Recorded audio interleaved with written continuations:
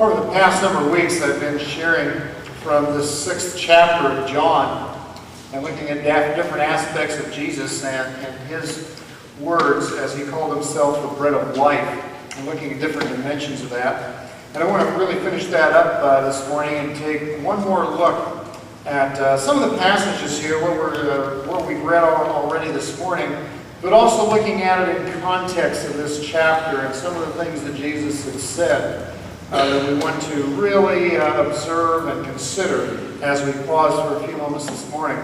Some time ago, Andy Rooney on 60 Minutes asked a question, and he said, what are the two biggest categories of non-fiction bestseller books? And he answered that question. And it was kind of interesting how the answer that he had for that. The number one bestseller, cookbooks.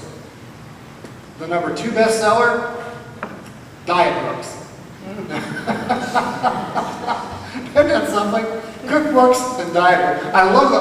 When I saw that, my mind just goes in crazy patterns sometimes. And I thought, that's really something. You go over here, you pull out your cookbook, and you look for some great recipe. You look for something that's unique and good, that looks like it has all the right spices and flavors and all the great stuff in it, and how cool it is, and you think, wow, what a great recipe this would be to have and to try for myself and for my family.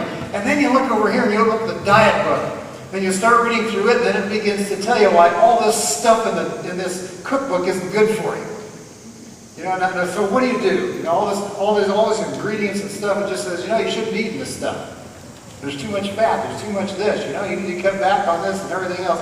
And no wonder we get confused as a society sometimes, you got both ends pulling at us. We just don't know where to go sometimes. But now I thought that was interesting with Andy Rooney and coming up with that thought. But when we really seem to think about it, we do have a lot of opportunities, and we do preoccupy ourselves a lot with food. That's an important issue for any people. And we spend a lot of time and money and effort into food and the varieties that we have. Sometimes we don't really stop to think how blessed we are when it comes to something that we do every day, just casually and do it. And that's food, the food that we eat. And the varieties that we have. It just amazes me when I walk through the grocery aisle and go to where the cereals are. All the choices you have for cereals. You can choose cereals about any flavor, any brand, any amount of fiber, non-fiber, fat, sugars, whatever. It's all there. All the sugar. And we like brown rice. And I was into Bueller's about a month or so ago and needed to get some brown rice. Well, it wasn't that long ago that I'd go in and brown rice. They just had one or two choices of brown rice. You should go in there now and see all the choices for brown rice. I take twice as much time now trying to find brown rice than I did before. Because there are all kinds of flavors and choices for just brown rice. Then you go to the bread aisle. What do you want in bread? Do you want a flavor? Do you want a reduced fat? Do you want high fiber or low fiber? How many grains do you want in your bread? You can spend a whole day just figuring out one aisle and what you want to try and get. And then the thing that really brings me back to reality, though, is when I think about all those choices that you and I have, and how many people in this world spend a whole day just trying to come up with enough food to live for that day itself. Kind of a sobering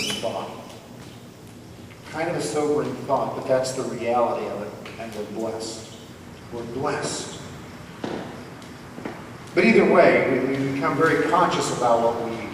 And like I was sharing with the children, we look at the labels. How often do we go to the store now? We look at the labels. We read what's in the different varieties of food that we're choosing and selecting. Serving size, fat, sodium, carbohydrates, potassium, sugar, fiber, the list goes on, measuring all these things out, one brand to another, looking at the labels, trying to find out which is the healthiest for us to eat. And then we have the food pyramid, which we've had since I was a kid. So many vegetables a day, and so many servings of fruit, and so many of dairy products, and meat, and proteins. And so we become very conscious about what we eat, and we put a lot of work into it, don't we? Because we look at these things, we search the labels, and we determine what our menus are going to be by trying to be healthy and strong physically. But my question is this. If we put that much effort into trying to be healthy physically, how much effort do we put into being healthy spiritually? How much effort do we put into being healthy spiritually? Because you see, that's what Jesus addresses in the 6th chapter of John.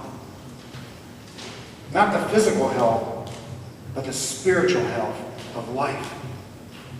And he uses a very vivid image when he talks about that, when he says, I am the bread of life.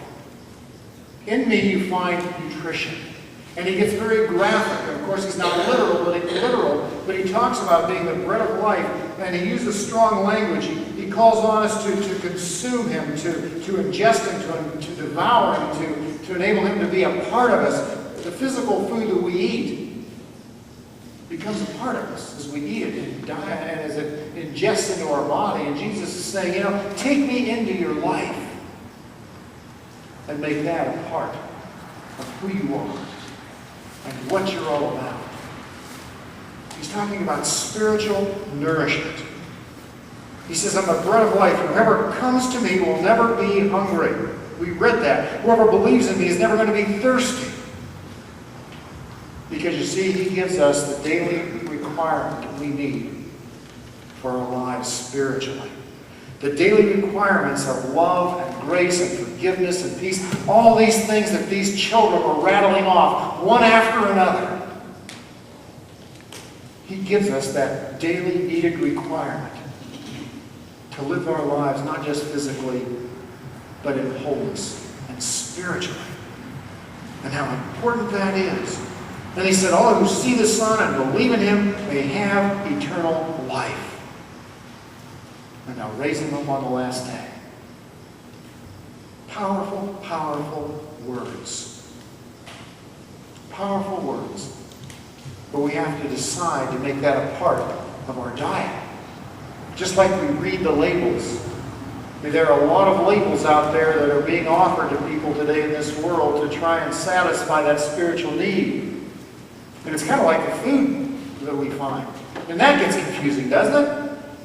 Years ago, growing up, my goodness, when I grew up, and I think probably many of us when we were younger, when we ate breakfast, what'd you have? You had eggs. And we had eggs most every day of the week. And then all of a sudden they come along and say, guess what? Eggs aren't good for you. Don't eat eggs. And then give them a few more years and some more tests and some more things, and they come along and say, guess what? Eggs aren't so bad after all. Maybe they're good for you. Interesting, I came across an article, and I just ran it off, an article on 6 foods that keep you full and satisfied. And what really caught my attention, usually I see these things and just pass them on and take a quick look and that's it. What really caught my attention were eggs. And on 6 foods that keep you full and satisfied, it said eggs. It says they're a great source of hunger-quelling protein. Plus a recent study found, I don't know I tried to find the study and I couldn't find exactly which one it is, so I'm going to share it with you, just take it for the information, but it's interesting what it does say, that a recent study, and I'm sure it was for a specific company, a recent study found that women who followed a low-fat diet and ate 2 eggs for breakfast at least 5 days a week lost 65% more weight and averaged an 83% greater reduction in waist circumference. There you go. Eggs. All in that little egg, that incredible little egg, right? All in that little egg. Of course, it also does say if you're not into eggs, low-fat yogurt will help you too. But it's interesting how that's changed over the years. So what do? Do you eat eggs or don't you eat eggs? How many eggs do you eat? Coffee. You know, there's indications that coffee may help reduce the risk of diabetes or Parkinson's and colon cancer.